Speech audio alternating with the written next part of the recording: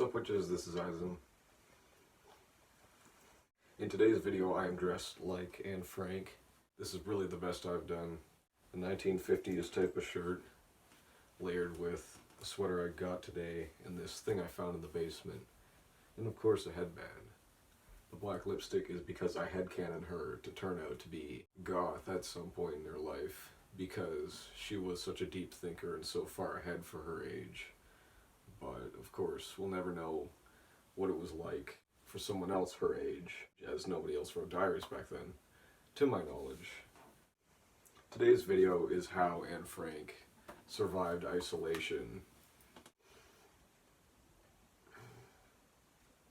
This video was supposed to be put out during quarantine, but I got way too unproductive during that time.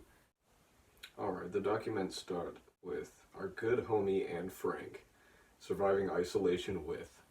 And it's written in Scene Kids style. Every other letter is capitalized. And the font size is typed in size 15 because she lived to be 15. I really hate the way this is laid out, but I'm just going to go for it because I'm not going to rewrite this. It has been way too long. Our homie lived in the secret annex of an office building for 2 years. She started writing the diary while living in the annex at 13, so the audience is allowed to see the rapid development of her sense of self and maturity as she's forced to grow up from the threat of war and being around her family and the Van Daan family 24/7. Anne had several strategies for coping and attempting to thrive during the contact of only 2 people her age group, so I will be saving the best for last as she intended, which is not what I'm gonna do.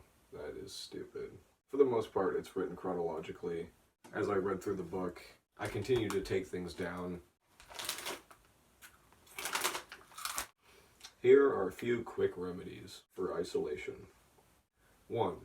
Her butt happened to hurt after being forced to sit for hours, to stay silent while people were in the warehouse and the office, so she would often exercise whenever she could, especially before bed. 2, as any 13-year-old girl does at some point, she writes nonsense but does not scribble it out and waste her words as there is a paper shortage. She also writes a few stories but doesn't burn them either. The paper shortage is also true of the COVID-19 pandemic, as the shipping was shut down and a few of my artist friends couldn't seem to find any paper either. Homie should have gone to my house. We got tons of freaking lined. The Hanukkah candles were only lit for 10 minutes to save candle, and they took the song as the most important part. Not that I know anything about the festivities. That's just what she wrote there. They would often go through cooking food as fast food was not invented yet, and they would hang sausages from the ceiling, which was just as hilarious as it was nutritious. Throughout the diary, Anne would often watch people through the windows and try to figure out their lives. I don't think most of us would think of, but if you're stuck in the house all the time and you have access to a street, then yeah, I mean, she had a frickin' decent view up there. In the beginning, she took revenge on her housemates often, but she quickly gives this up as her parents are the type of people to laugh at her when she cries, and living together is hard enough. Within the book, there were a lot of haircuts given to family members, which is relatable. But I sure as hell don't need one. She writes herself a golden rule of the activities that she should be following during isolation, which are reading, learning, and radio. For someone so young, she really figured it out quite well. But by radio, I'm pretty sure she meant music. And nobody there really liked to listen to the news excessively. It shouldn't be done. I don't know how the hell this is still something that needs to be said. Notice how she sets the radio as least important. She has a rule about avoiding more news than necessary, and as today's news is more overwhelmingly negative than ever, this is incredibly relatable. I read in The Guardian that the peace researcher John Galton pointed out that if a newspaper came out every 50 years, it would not report half a century of celebrity gossip and political scandals. It would report momentous global changes such as the increase in life expectancy. I should also mention the availability heuristic I learned in my 2 terms of psychology, which obviously was also mentioned in the Guardian's article. It's defined as how a recent vivid, gory, distinctive, or upsetting memory will show up in the brain is more likely to happen, and you'll overestimate how relevant it is to the situation. They also cited people who watch too much news as having misperception of risk, anxiety, lower mood levels, learned helplessness, contempt, and hostility towards others, desensitization, and in some cases, complete avoidance of the news. It also creates a vicious cycle that makes them afraid enough to read again to avoid doomsday. Anne Frank also found that nobody in the house could be the perfect confidant she wanted. The reason she started writing the diary in letter format is that she wanted to will into existence a best friend. That's all I've got written down there, which is a frickin' tiny amount compared to what I thought was gonna be there. I frickin' dressed up for just that, I suppose. The book was honestly a joy to read. It's not all that frightening. And if you're thinking about not reading it because you think it's a scary book about a bunch of Nazi stuff, you're kind of wrong. It's mostly what it said in the last part of this document. She was really trying to will into existence a best friend, and I really liked that she went into depth about how her friends have been in the past. She wasn't too down on herself or her past friends, but she said it was a lot of really shallow times that they would get up to, and she would all go and flirt with the boys or whatever. That's pretty lit, but just as any other Ute would do.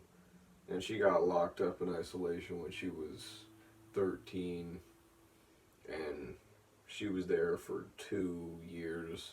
I gotta say, I mean, she kept it together for those 2 years. Obviously, she was really freaking sad, and, you know, she had that whole romance with her freaking boyo. I think she did pretty well. She matured a whole freaking lot.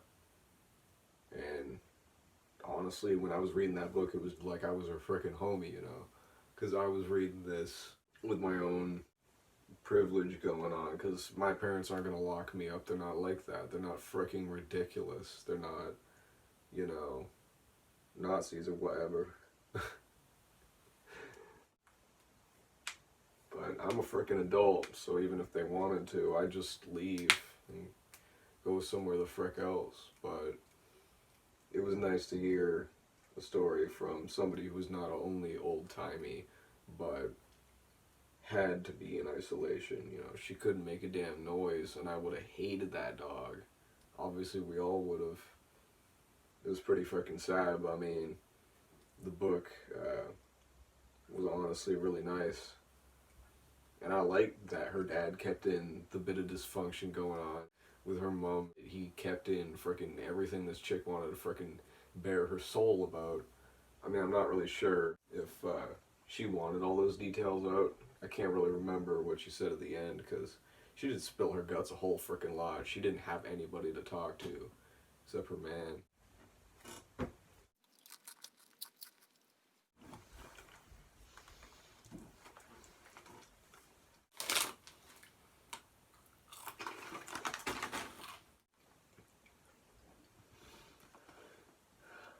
To make this video, I was going to study up and compile a bunch of different wisdom from books all into one.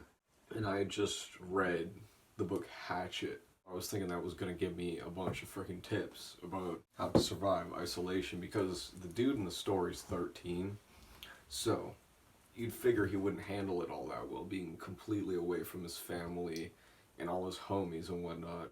But that book didn't have a single bit of wisdom on how to survive isolation. I mean, I think that dude made a pet out of, I don't even know, dog. It's been so long since I read that, but it was not covered at all there. It was a survival book. It didn't touch any on social isolation, which was a bit disappointing, but I got to learn a bit of bush safety in there too. So it wasn't a complete waste.